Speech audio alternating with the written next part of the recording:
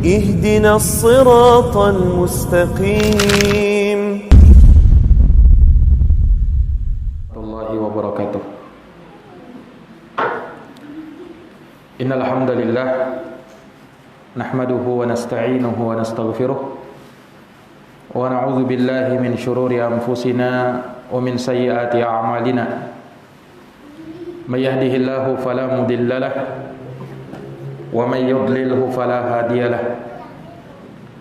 أشهد أن لا إله إلا الله وحده لا شريك له وأشهد أن محمدا عبده ورسوله. يا أيها الذين آمنوا اتقوا الله حق تقاته ولا تموتن إلا وأنتم مسلمون.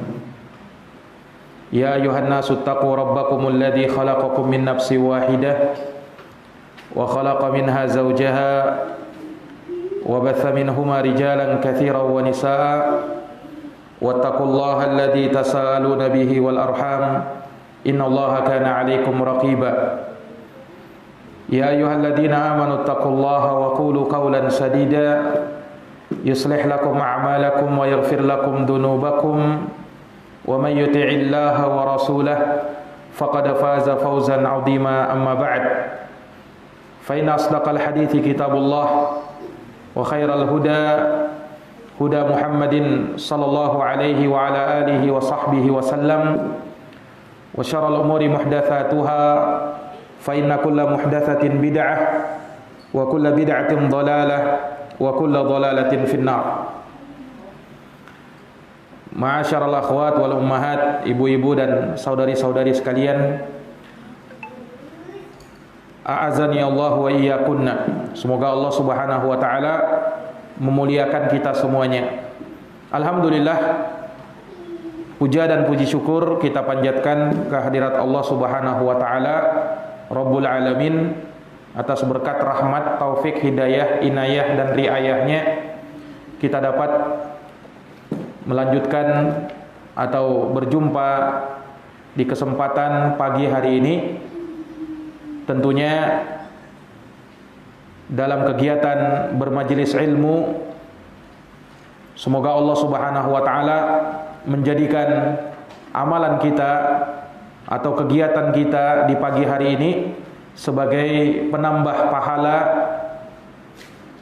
amaliyah Ramadan kita di bulan yang mulia ini, dan semoga dituliskan sebagai suatu amal kebaikan yang besar nilainya di sisi Allah, yang kita berbahagia tatkala berjumpa dengan Allah melihat amalan dan pahala yang telah kita kerjakan. Tentu semua itu akan kita dapatkan manakala kita dasari segalanya dengan keikhlasan, dengan niat yang ikhlas semata untuk mengharapkan wajah Allah Subhanahu wa taala, mengangkat kejahilan dari dalam diri kita, mempelajari agama Allah, dan dengannya kita bisa mengamalkan apa-apa yang kita dapatkan dari ilmu yang sahih, yang benar sesuai dengan tuntunan Al-Quran dan sunnah Nabi sallallahu alaihi wasallam, dengan pemahaman salafuna salih, dengan pemahaman salafuna as-salih. Para akhwat dan ummahat, ibu-ibu dan saudari-saudari sekalian, materi kita pada pertemuan pagi hari ini, dan ini adalah pertemuan kita yang terakhir di bulan Ramadan, di mana kita akan membahas tentang adab-adab berhari raya bagi wanita muslimah. Apa judulnya? Adab-adab berhari raya bagi wanita muslimah. Nah, merupakan nikmat yang Allah Subhanahu wa taala anugerahkan kepada kita secara umum, kepada kaum muslimin dan muslimat, di mana setelah kita menjalankan ibadah puasa selama 1 bulan penuh, maka Allah Subhanahu wa taala anugerahkan 1 hari yang menjadi hari Id bagi kita, yang menjadi hari raya bagi kaum muslimin dan muslimat. Itulah hari yang terletak pada tanggal 1 Syawal. Naam, maka kaum muslimin bersukacita, bersenang-senang dan menampakkan kegembiraan dengan anugerah yang Allah Subhanahu wa taala berikan tersebut. Oleh karenanya di dalam Al-Qur'an Allah berfirman, "Qul bi fadlillahi wa bi rahmatihi fabidzalika falyafrahu huwa khairun mimma yajma'un." Katakanlah wahai Muhammad, dengan sebab karunia dari Allah dan rahmatnya hendaknya mereka bergembira dengan hal tersebut, karena itu lebih baik dari apa yang mereka kumpulkan dari perkara-perkara dunia. Nah, hari raya, hari Id, ya, atau kita dibahasakan dengan lebaran, ini merupakan rahmat yang Allah Subhanahu wa taala berikan kepada umat ini yang harus kita syukuri. Oleh karenanya di hari Id, ya, kita dianjurkan untuk menampakkan kegembiraan dan membuat gembira kaum muslimin yang lainnya. Oleh karenanya kita dianjurkan untuk mengeluarkan zakat fitri, ya, yang mana dengan zakat tersebut akan membuat bahagia kaum fakir dan miskin, terutama yang mungkin mereka tidak mempunyai makanan, tetapi di hari Id jangan sampai mereka tidak punya makanan. Iya, sehingga di hari Id, ya, hari yang harusnya semua kaum muslimin bergembira. Oleh karenanya disebutkan dari Aisyah radhiyallahu anha, Yaumul Id disebut dengan Yaumul Afrah. Apa? Yaumul Id, hari Id, yaitu hari raya, disebut dengan Yaumul Afrah. Apa artinya afrah? Kegembiraan. Jadi hari Id disebut dengan hari kegembiraan. Nah, itu sebagaimana yang dikatakan dari Aisyah radhiyallahu taala anha dalam riwayat Imamul Bukhari dan Imam Muslim. Dalam riwayat Imam Al-Bukhari dan Imam Muslim. Maka ini menunjukkan bahwa dianjurkan seseorang menampakkan kegembiraan di hari Id. Ya, bukan dia bersedih, nah, akan tetapi menampakkan kegembiraan dengan rahmat yang Allah Subhanahu wa taala berikan kepada mereka. Dengan rahmat yang Allah Subhanahu wa taala berikan kepada mereka. Nah, Al-Id, ya, hari Al-Id itu bahasa Arab, berasal dari kata ada ya'udu, yang artinya kembali. Makanya sebagian dari kita ketika hari Id kadang mengucapkan minal aidin. Nah, itu dari kata al-Id. Maksudnya dari kembali, wal faizin, dan menuju kepada kemenangan. Nah, ini terkait dengan al-Id itu sendiri yang secara bahasa bermakna kembali. Jadi Id artinya apa? Artinya kembali. Iya, artinya kembali. Maksudnya kembali, hari Id itu dikatakan hari yang kembali sebab dia terus berulang, terus kembali. Pada setiap 1 Syawal, kaum muslimin merayakan hari raya Idul Fitri. Dan itu terus berulang, terus kembali. Makanya disebut apa? Disebut Id yang bermakna kembali. yakni kembali bahagia. Kembali ya kita rayakan. Kembali kita berlebaran.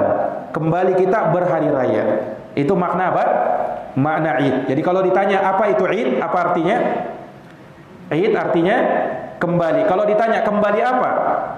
Kembali bahagia, kembali berhari raya, kembali untuk berlebaran, kembali untuk menampakkan kegembiraan. Terus dia datang dan kembali. Ya, hari Id ini kita insya Allah bisa rasakan. Nah, kalau umur kita panjang. Demikian pula hari Id depannya. Ketika kita menjalankan ibadah puasa di tahun depan, ya, semoga Allah berikan umur panjang kepada kita di atas ketaatan.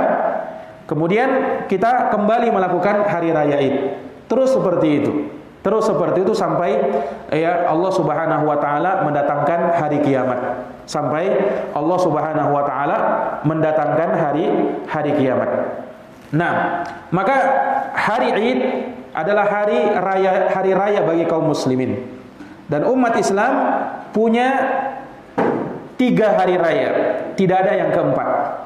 Ya, siapa yang tahu? Yang pertama, hari raya Idul Jum'ah. Hari raya Idul Jum'ah, yaitu hari Jumat. Itu hari pekanan, hari raya pekanannya umat Islam. Itu yang pertama. Yang kedua, hari raya Idul Fitri pada setiap tahunnya di tanggal 1 Syawal. Dan yang ketiga, hari raya Idul Adha, yaitu pada tanggal 10 Dzulhijjah. Nah, pada tanggal 10 Dzulhijjah, yang di situ disyariatkan untuk melakukan ibadah kurban. Iya. Maka itulah hari raya bagi kaum muslimin. Umat Islam merayakan dan sepakat akan hal tersebut, ya, di mana mereka bergembira dengan karunia dan kesempurnaan dari Allah Subhanahu wa taala. Namun perlu diingat, hari raya adalah hari bergembira, tetapi tidak lepas dari nilai-nilai ibadah. Hari raya adalah hari bergembira, tetapi tidak lepas dari nilai-nilai ibadah. Nah, oleh karenanya seorang muslim dan muslimah, dia perlu tahu apa saja yang merupakan adab yang harus dia perhatikan ketika berhari raya. Iya, makanya judul pembahasan kita adab-adab berhari raya bagi wanita muslimah. Adab-adab berhari raya bagi wanita muslimah. Nah, ada satu ibadah yang besar pada hari raya Idul Fitri. Siapa yang tahu ibadah apa itu? Ada satu ibadah yang besar di hari raya Idul Fitri. Ibadah apa itu? Ada yang tahu? Hah? Hari raya Idul Fitri ada satu ibadah yang sangat besar yang dijalankan. Apa itu? Salat Id. Apa? Salat Id. Iya. Nah, itulah yang dijalankan dan dilakukan oleh kaum muslimin, ya, dan muslimat, di mana mereka keluar untuk salat Id di lapangan. Untuk salat Id di lapangan. Nah, itulah ibadah yang dianjurkan, dan memang pada setiap hari raya itu mesti terikat dengan ibadah. Apapun itu, lihat hari raya Idul Adha. Iya. Dan itu erat kaitannya dengan berkumpul-kumpul. Yang namanya hari raya itu bukan kita menyendiri di rumah, tetapi berkumpul. Iya, berkumpul. Makanya di hari raya Idul Fitri berkumpul untuk salat Id. Hari raya Idul Adha juga berkumpul untuk salat Id. Kemudian sebagian kaum muslimin terkadang melakukan silaturahim, berkumpul lagi. Kemudian di hari raya kurban, menyembelih kurban, berkumpul lagi. Iya, demikian pula hari Jumat. Iya, di hari Jumat juga berkumpul, di mana disyariatkan dan diwajibkan untuk sholat Jumat khususnya bagi kaum laki-laki.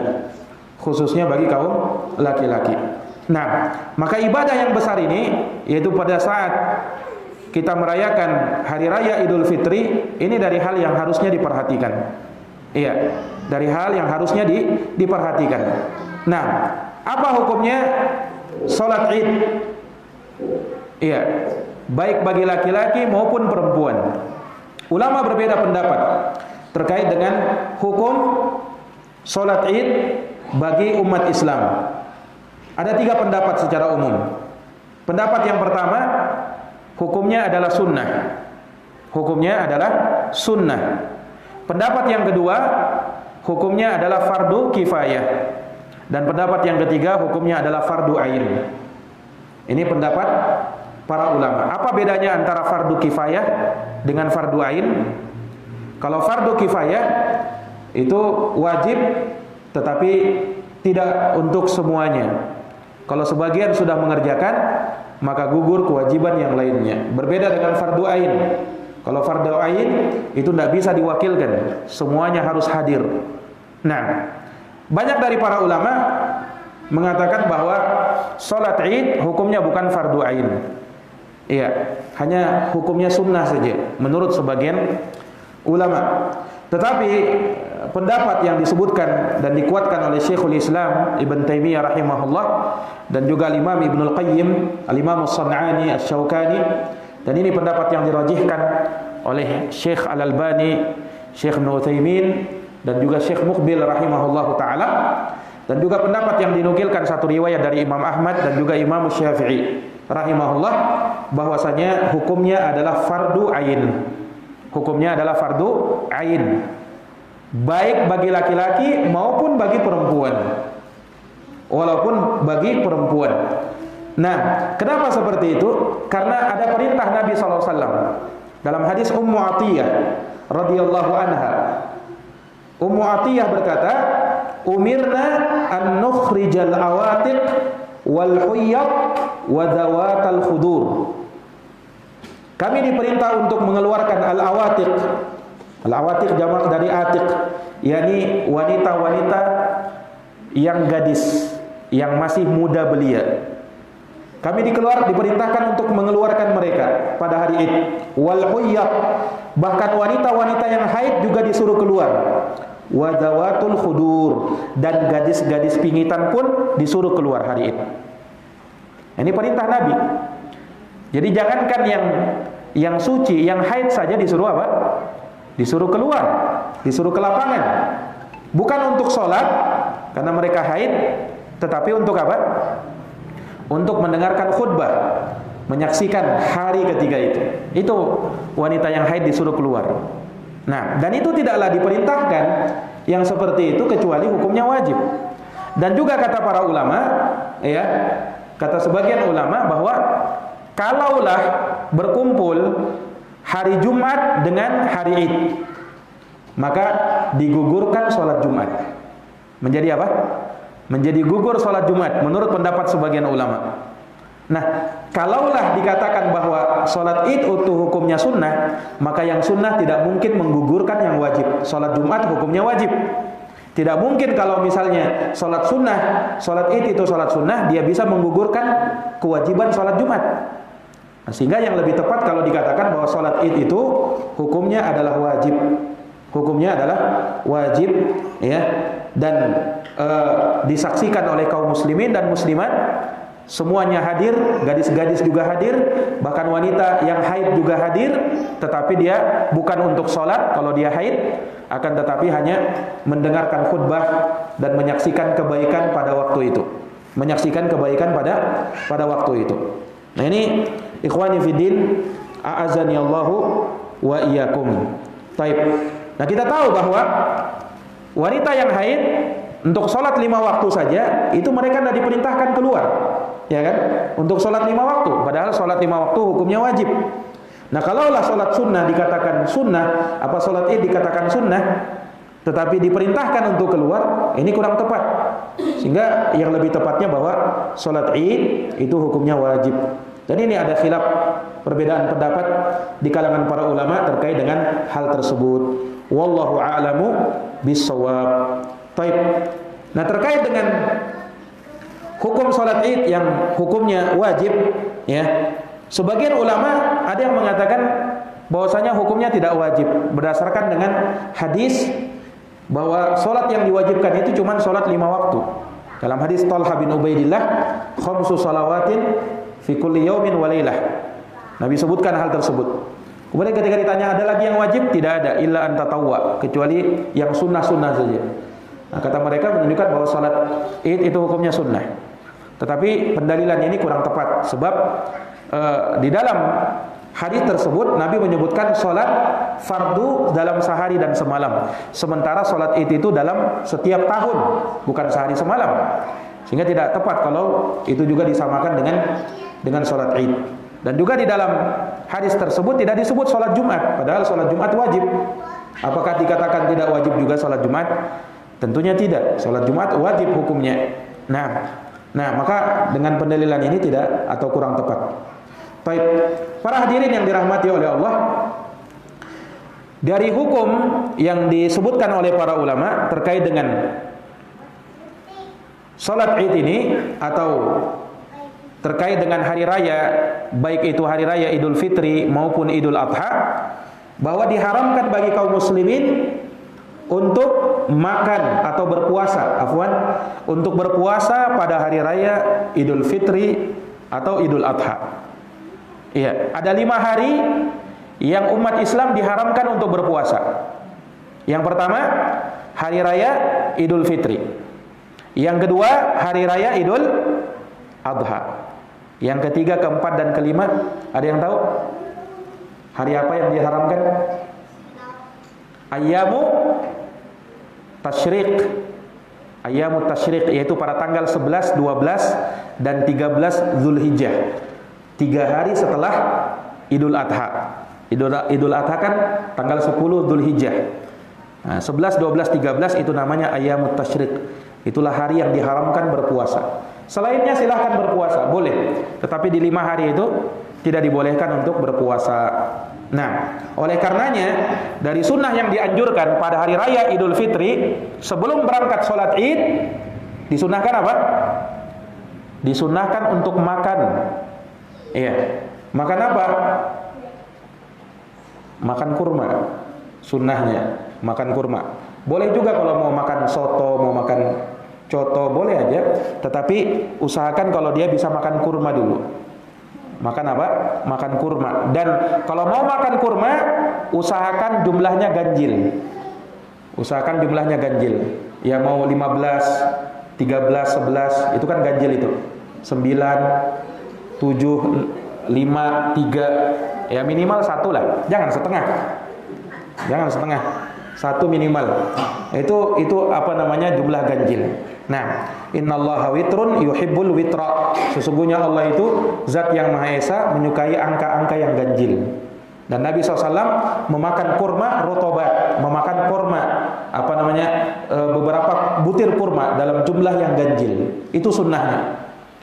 Kenapa kita dianjurkan untuk makan? Kira-kira apa hikmahnya? Mengapa sebelum Idul Fitri, sebelum kita berangkat itu kita makan dulu? Ada yang tahu apa hikmahnya?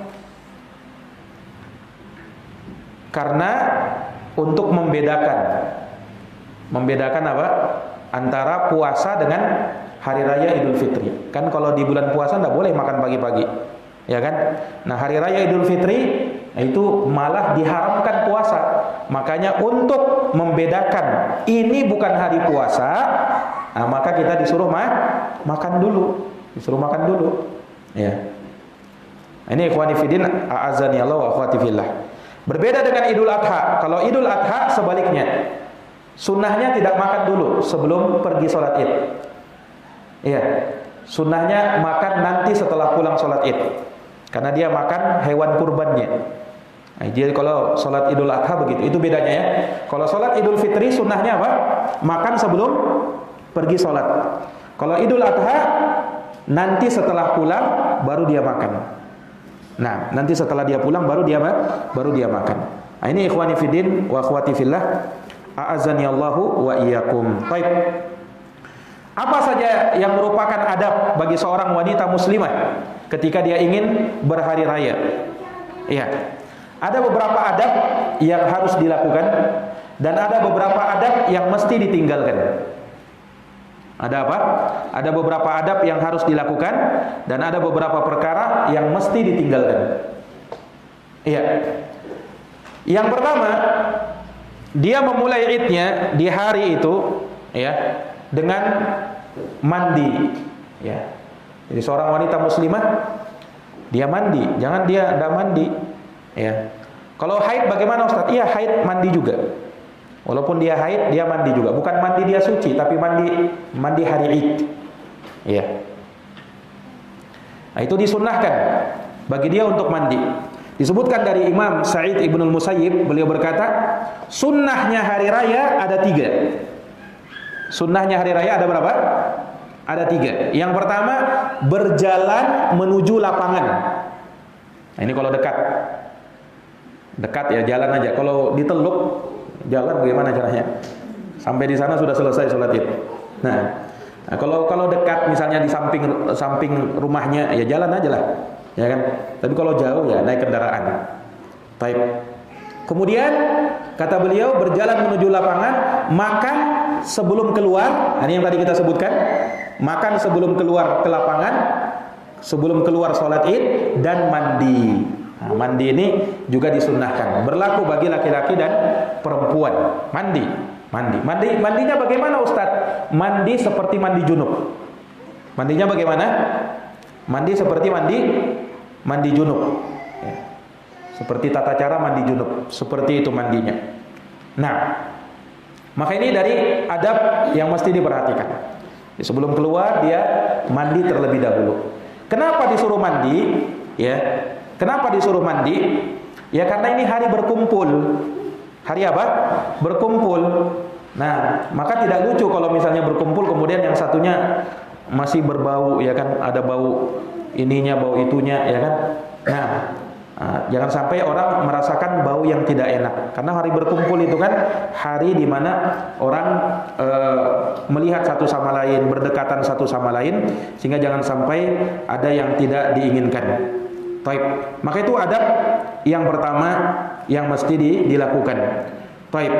Kemudian disebutkan dari Ali bin Abi Thalib, ya, di mana ketika Ali bin Abi Thalib ditanya tentang mandi, ya, maka beliau rahimahullahu taala menjawab bahwa mandi yang dianjurkan itu adalah ghuslu yaumil jum'ah, mandi di hari Jumat, ghuslu yaumi Arafah, mandi di hari Arafah, wa ghuslu yaumil Id, Idul Fitri wa Idul Adha, mandi di hari raya Idul Fitri dan hari raya Idul Adha. Ini kata sahabat Ali bin Abi Thalib radhiyallahu taala anhu. Dan juga dari sahabat Ibnu Umar, ya, dari Nafi' bahwa Abdullah bin Umar kana yaqtasilu yaumal fitri qabla yaghduwa ilal musalla. Ibnu Umar beliau mandi pada hari raya Idul Fitri sebelum berangkat menuju musalla.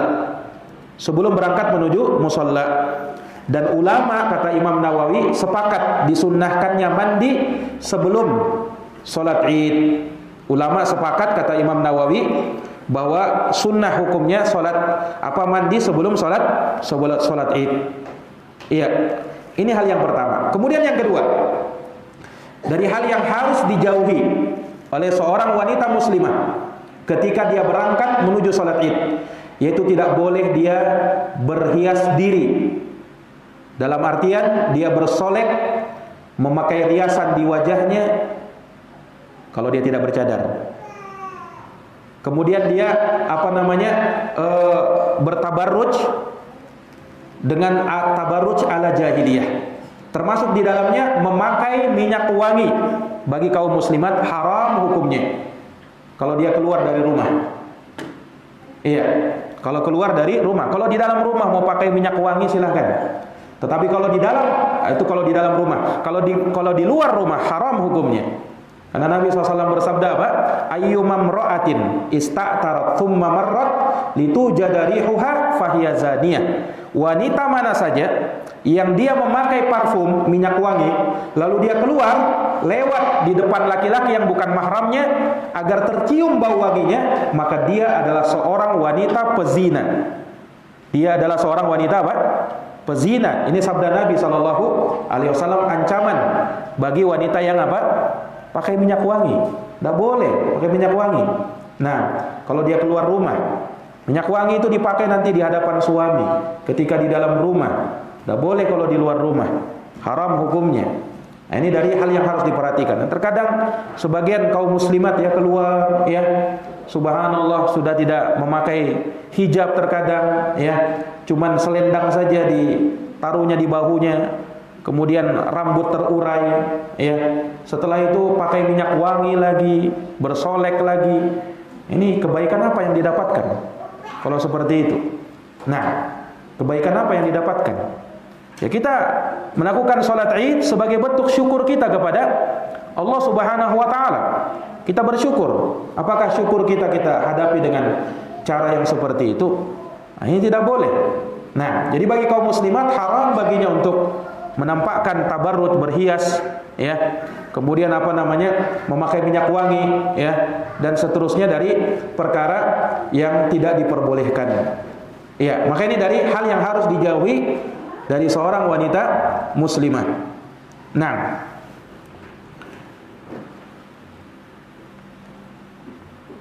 berbeda bagi kaum pria. Kalau kaum pria itu justru dianjurkan untuk berhias. Kalau bagi kaum pria itu dianjurkan untuk berhias, memakai minyak wangi, ya, memakai baju yang terbaik. Nah, memakai parfum, ya, itu bagi kaum pria itu dianjurkan, ya, dianjurkan bagi mereka. Tetapi bagi kaum wanita itu tidak diperbolehkan. Karena wanita itu aurat. Rasulullah pernah bersabda, "Al-mar'atu aurat, fa idza kharajat istashrafaha syaitan." Wanita itu aurat. Kalau dia keluar, maka setan akan membuat dia indah.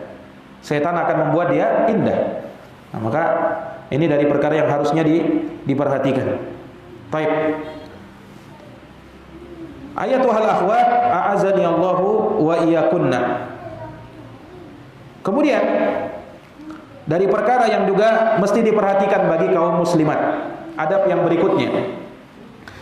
Kaum muslimat mereka juga diperintahkan untuk bertakbir ketika keluar salat Id. Tetapi bertakbir sirran, dengan suara yang lirih, bukan dengan suara yang lantang. Iya. Berbeda dengan kaum pria. Kaum pria mereka keluar itu boleh dengan suara yang lantang. Dianjurkan, disunahkan dengan suara yang dikeraskan untuk bertakbir. Jadi kaum muslimat dia bertakbir dari semenjak kapan? Dari semenjak dia berangkat dari rumah. Sudah bertakbir. Takbirnya bagaimana? Takbirnya dengan suara yang lirih. Bagaimana lafaz takbirnya? Ada beberapa lafaz takbir. Lafaz takbir yang umum itu yang kita dengarkan, yang sering kita dengarkan. Allahu akbar, Allahu akbar, Allahu akbar. La ilaha illallah, wallahu akbar. Allahu akbar walillahil hamd. Itu lafaz takbirnya. Lafaz takbirnya boleh 2 kali di awal dan boleh 3 kali. Kalau 2 kali begini, Allahu akbar, Allahu akbar. La ilaha illallah wallahu akbar, Allahu akbar walillahil hamd. Maksud saya Allahu akbarnya itu yang di awal 2 kali dan boleh juga 3 kali. Kalau 3 kali Allahu akbar, Allahu akbar, Allahu akbar. Nah, baru lanjut. La ilaha illallah huwallahu akbar, Allahu akbar walillahil hamd. Iya, itu lafaz takbir. Ada juga lafaz takbir yang lain, yaitu lafaz takbirnya begini bunyinya. Allahu akbar, Allahu akbar, Allahu akbar kabira. Bagaimana lafadznya? Allahu akbar, Allahu akbar, Allahu akbar kabira. Diulang-ulang. Boleh diulang-ulang. Allahu akbar, Allahu akbar, Allahu akbar kabira. Nah, itu lafaz takbir yang kedua. Yang ketiga, boleh juga lafaz takbir begini. Allahu akbar kabira, Allahu akbar kabira, Allahu akbar wa ajal, Allahu akbar walillahil hamd. Bagaimana? Allahu akbar kabira, Allahu akbar kabira, Allahu akbar wa ajal, Allahu akbar walillahil hamd. Itu lafaz takbir ya yang boleh kita ucapkan. Ya. Dan sekalipun kata ulama boleh juga dia bertakbir dengan umum. Yani dia ulang saja. Allahu akbar, Allahu akbar, Allahu akbar, Allahu akbar, Allahu akbar, Allahu akbar, Allahu akbar, Allahu akbar, Allahu akbar. Dia ulang-ulang seperti itu hanya dengan lafaz takbir saja, itu pun boleh. Itu pun apa? Itu pun boleh. Dan ini tentunya dalam rangka mengamalkan firman Allah dalam surat Al-Baqarah ayat 185. Walitukmilul iddata walitukabbirullaha ala ma hadakum wa la'allakum tashkurun. Agar kamu mencukupkan bilangannya dan bertakbir mengagungkan Allah atas petunjuknya agar kalian bersyukur kepada Allah. Nah, dan disebutkan dalam hadis kana sallallahu alaihi wasallam yakhruju yaumal fitr fayukabbiru hatta ya'tiyal musalla. Jadi Nabi SAW itu beliau bertakbir keluar pada hari raya Idul Fitri. Sampai kapan? Sampai beliau tiba di musalla. Hatta yaqdis shalah, dan sampai beliau menunaikan salatnya. Fa idza qadas shalah qata'at takbir. Dan kalau beliau selesai salat maka selesai juga takbirnya. Nah, dari sini kita bisa tahu bertakbir pada hari raya Idul Fitri itu bermula dari kapan? Bermula dari berangkat menuju musalla, berangkat menuju tanah lapang. Nah, itu apa namanya? Awalnya, itu permulaannya.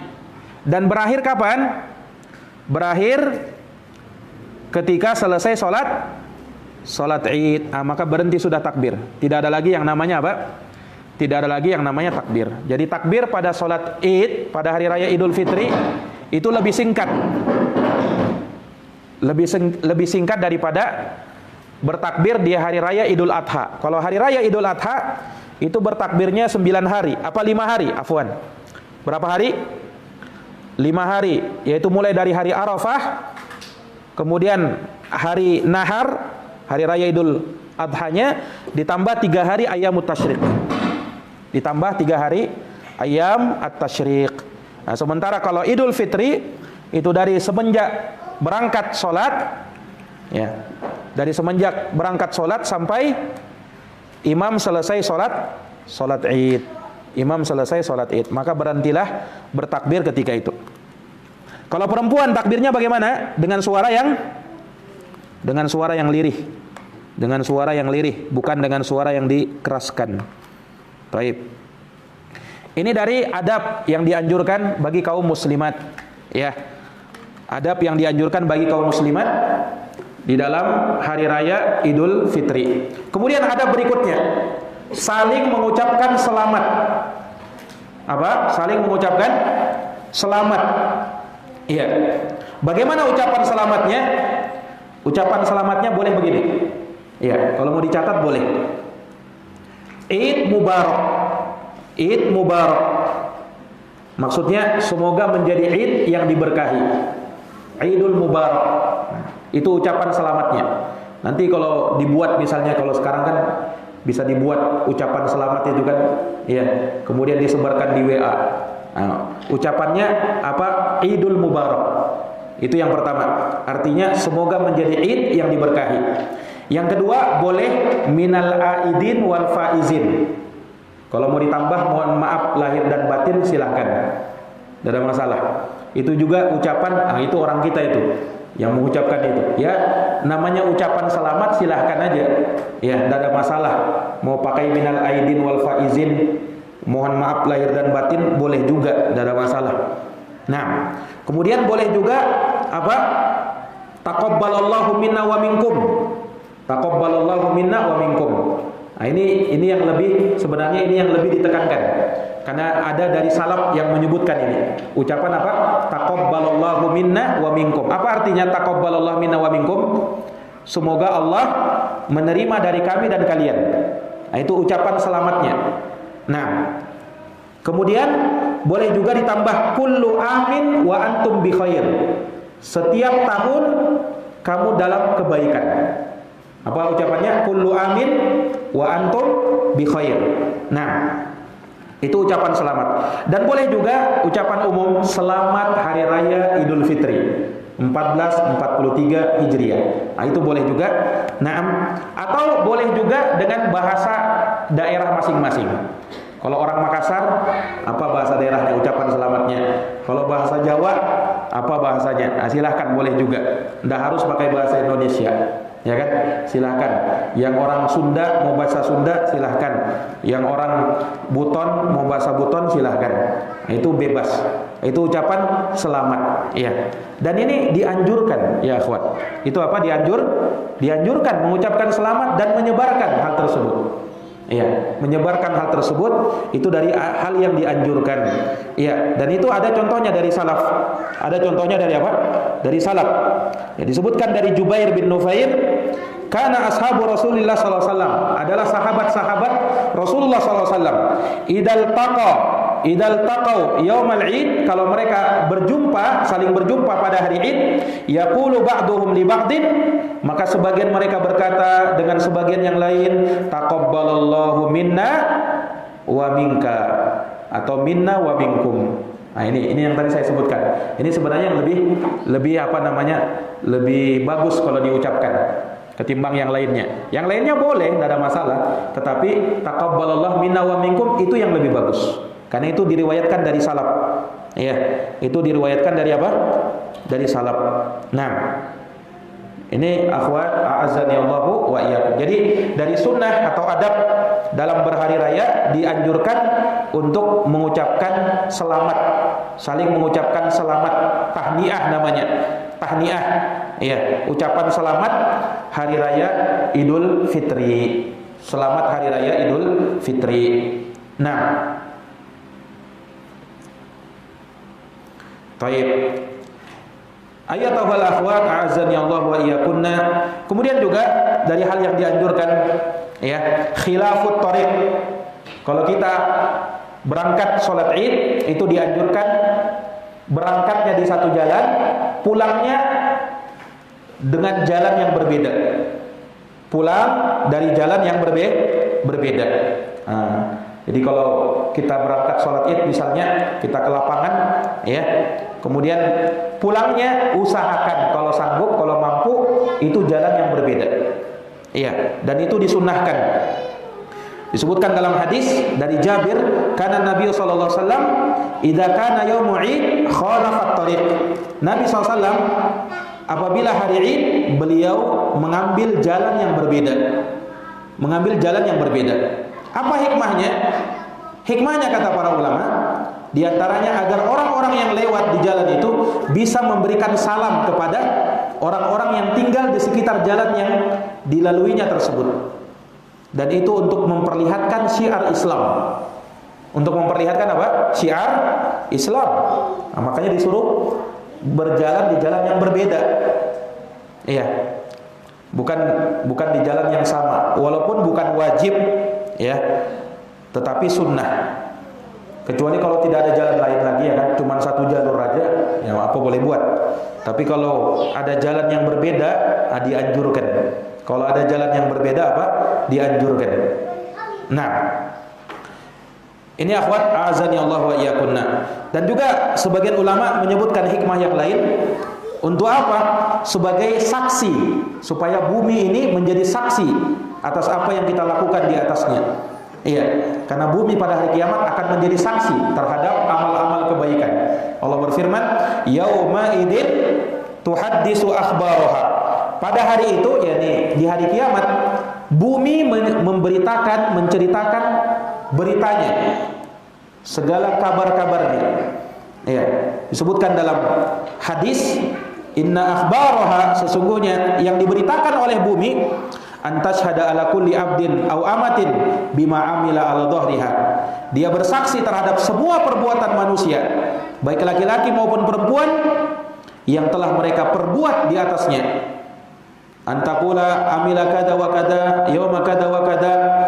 Bumi berkata, si fulan, si fulanah melakukan ini dan itu di hari ini dan itu. Disampaikan.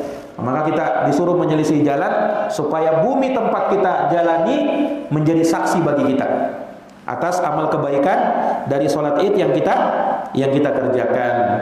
Nah, ini dari perkara yang mesti diperhatikan. Iya. Ayatuhal akhwat, a'azani Allahu wa iyyakunna. Kemudian dari perkara yang harus dijauhi oleh seorang wanita muslimah pada hari raya, ya, yaitu tidak boleh bagi kalian untuk berjabatan tangan dengan laki-laki yang bukan mahram kalian. Dengan laki-laki yang bukan mahram kalian. Ya, terkadang mungkin datang ke rumahnya tetangganya, tetangga bukan mahram, kecuali kalau keluarganya, ya, atau sepupunya misalnya. Sepupunya datang mau pelukan, sudah lama tidak ketemu. Sepupu laki-laki bukan mahram, tak boleh dia. Oh, tidak enak Ustaz, tidak enak apa? Nah, dia isyaratkan, tidak boleh dia melakukan hal tersebut, ya, karena bersentuhan laki-laki dan perempuan yang bukan mahram diancam oleh Nabi sallallahu alaihi wasallam. Ya, kata Nabi sallallahu alaihi wasallam dalam sebuah hadis yang sahih, andaikan kepala salah seorang dari kalian ditusuk dengan jarum dari besi hingga menembus kepalanya, itu lebih baik daripada dia bersentuhan dengan laki-laki yang bukan mahramnya, dengan wanita yang bukan mahramnya. Itu ancaman keras dari Nabi SAW, tidak boleh untuk bersentuhan dengan yang bukan mahram. Nah, ini kan kenapa disebutkan di sini? Ya karena dimaklumilah bahwa di hari raya itu banyak keluarga yang datang, atau mungkin kita yang justru mengunjungi keluarga. Ya, keluarga kita kalau yang mahram kita tidak ada masalah.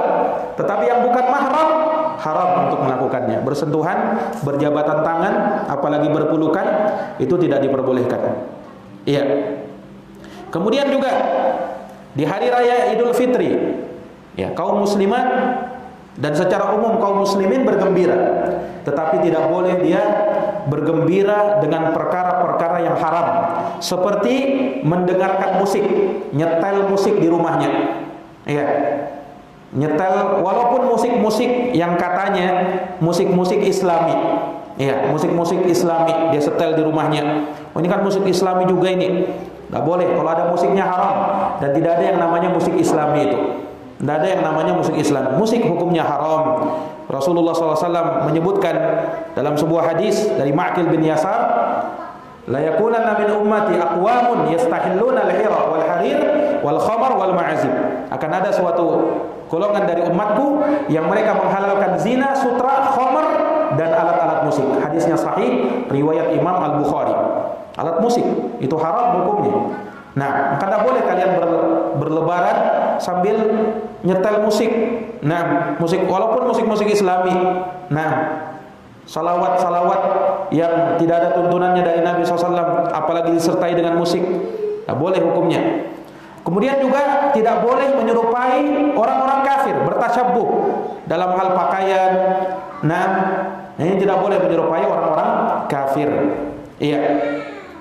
Nah, ini dari hal yang perlu diperhatikan. Kemudian juga mengkhususkan ziarah kubur hanya pada hari raya Id.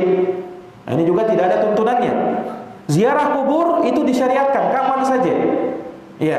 Tetapi tidak boleh dikhususkan. Nah, ini kan sebagian kita mengkhususkan menjelang Id, ya, atau pas Id ada acara ziarah.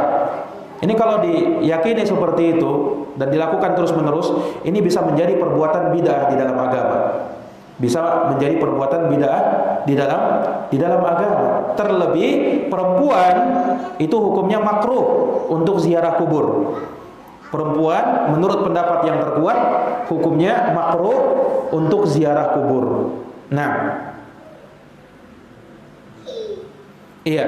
Kemudian juga dari hal yang perlu diperhatikan, tidak boleh ikhtilat bercampur baur laki-laki dan perempuan, kecuali di tempat-tempat yang tidak memungkinkan untuk bisa keluar darinya. Misalnya di mall, di tempat belanja, itu kan ikhtilat juga itu, di pasar. Nah, itu tidak bisa kita menghindar memang. Kalau itu tidak ada masalah, dimaafkan dalam syariat. Tetapi kalau di ruangan khusus, ya, kemudian ikhtilat di situ campur baur dengan laki-laki yang bukan mahram, itu haram hukumnya, tidak boleh. Ikhtilat itu para ulama sepakat hukumnya haram. Nah, hukumnya apa?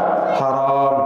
Taib. Demikian pula apalagi sampai membuka hijabnya di dalam tempat, ya, di situ ada laki-laki yang bukan mahram, melepas hijabnya. Ini dari perkara yang harusnya diperhatikan. Nah, kemudian juga israf. Israf itu berlebih-lebihan di dalam makan dan minum. Betul hari raya itu hari makan dan minum. Silahkan anti kenyang-kenyang di situ, boleh. Tetapi jangan berlebih-lebihan di dalamnya sehingga sampai muntah-muntah dia. Nah, akhirnya jadi sakit. Ya kan, jangan juga seperti itu. Kenyang boleh, tapi jangan berlebih-lebihan. Jangan sampai berlebih-lebihan. Nah, karena Allah Subhanahu wa taala berfirman dalam Quran, "Wa kulu washrabu wa la tusrifu, innahu la yuhibbul musrifin." Makan dan minumlah tapi jangan berlebih-lebihan. Allah tidak suka dengan orang yang berlebih-lebihan. Ada sebagian orang, ini hari makan dan minum ini, apa kita makan aja, makan terus. Nah, akhirnya muntah-muntah dia, sakit akhirnya. Akhirnya tidak boleh seperti itu. Baik, makan silahkan kenyang, tidak ada masalah, tetapi perlu diperhatikan hal-hal yang seperti itu. Makanya tidak boleh berfoya-foya, tidak boleh berfoya-foya berlebih-lebihan dalam urusan seperti itu. Ingat, ya, hal-hal yang lainnya juga. Ada orang mati gara-gara kekenyangan. Ada orang mati gara-gara apa? Kekenyangan. Pas hari Id lagi mati dia, gara-gara apa? Kebanyakan makan. Nah, ada yang seperti itu. Makanya jangan sampai mati gara-gara kekenyangan. Baik, ikhwani fiddin azani Allah wa iyyakum. Kemudian dari perkara yang juga diingatkan oleh para ulama, ya, sebagian orang meninggalkan sholat Id, ya, tanpa ada alasan yang dibenarkan bagi dirinya. Ini kesalahan dan itu dosa hukumnya. Karena Nabi perintahkan untuk salat Id. Ya. Bahkan wanita-wanita yang haid juga disuruh keluar untuk menyaksikan dan mendengarkan khutbah. Maka tidak boleh beralasan untuk tidak hadir salat Id, kecuali kalau pertama sakit. Nah, itu uzur bagi dia. Sakit, namanya orang sakit, ya kan? Dan dia bisa salat Id. Iya. Nah, kemudian atau mengkhawatirkan hal yang lain seperti dulu pandemi, ya kan? Kita tidak keluar, salat Id di rumah tidak ada masalah. Ya, kalau misalnya dia berhalangan tidak bisa sholat Id di masjid atau di lapangan, maka tidak masalah dia sholat Id di dalam rumahnya. Nah, taib. Dan yang terakhir, ya, keyakinan menghidupkan malam hari Id. Ya, karena beralasan dengan hadis Nabi. Katanya ada hadis, barang siapa yang menghidupkan malam hari Id, yaitu hari Idul Fitri atau Idul Adha, maka hatinya tidak akan mati di hari banyak hati yang mati. Ini hadis palsu, ya, hadis maudhu. Nah, tidak benar dari Nabi sallallahu alaihi wasallam. Baik. Ayatuhal akhwat azani Allah wa iyyakunna. Mungkin ini yang bisa kami paparkan terkait dengan pembahasan ini. Sini ada pertanyaan. Apakah anak usia 8 tahun dianjurkan juga mandi seperti mandi junub sebelum Id, sebelum ikut sholat Id? Orang tuanya yang mandikan. Orang tuanya yang mandikan, ya. Dan anak-anak itu mereka butuh dibiasakan untuk melakukan ibadah, walaupun tidak harus sempurna seperti mandi junub, ya kan? Ya sekedar mandi untuk mengajari dia, Nah masalah beberapa hal dilakukan dari adab-adab mandi junub, tetapi untuk sempurnanya ya tentu tidak. Itu sebagai bentuk pengajaran saja. Nah, jadi dibimbing sama orang tuanya boleh untuk mandi, ya, dia mandikan, nah itu tidak masalah, ya. Dan tidak ada niat khusus untuk mandi sholat Id. Ada sebagian orang ketika mandi sholat Id ada niatnya juga. Nah, ada niatnya. Nah, itu tidak ada tuntunannya dari Nabi SAW. Dia mandi, niat baca Bismillah, ya. Nah, itu dianjurkan. Jadi pada anak-anak juga dibiasakan, walaupun belum wajib bagi mereka, itu tidak wajib, tetapi bagi orang tua, ya, sebagai bentuk untuk mendidik dia, melatih dia. Nah, masalah kita biasakan untuk beribadah dan juga mandi-mandi yang seperti ini dari hal yang bersifat ibadah. Wallahu a'lam bishawab. Baik, mungkin itu yang bisa kita paparkan. Semoga bermanfaat dan jazakumullah khairan atas perhatiannya, ya. Dan ini mungkin pembahasan kita yang terakhir untuk bulan Ramadan. Insyaallah taala di bulan berikutnya kita akan lanjutkan dan melanjutkan pembahasan kitab seperti yang ada sebelumnya di hari-hari sebelumnya. Wallahu alam bisawab. Subhanakallahumma wa bihamdik asyhadu an la ilaha illa anta astaghfiruka wa atubu ilaik. Assalamualaikum warahmatullahi wabarakatuh.